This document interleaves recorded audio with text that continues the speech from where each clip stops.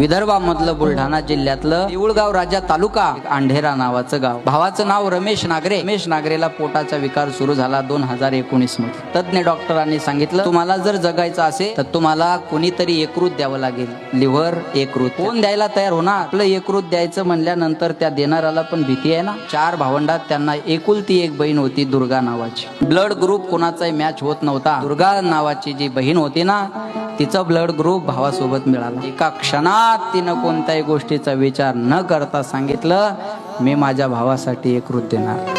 तिचं 30% यकृत आपल्या भावाला दान केलं. महाराज, एक बहीण भावासाठी काय करते हे याचं उत्तम उदाहरण.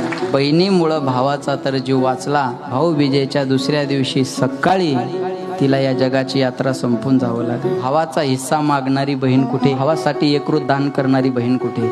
आज हे नातं या समाजासोबत खूप मोठा आदर्श देणार आहे.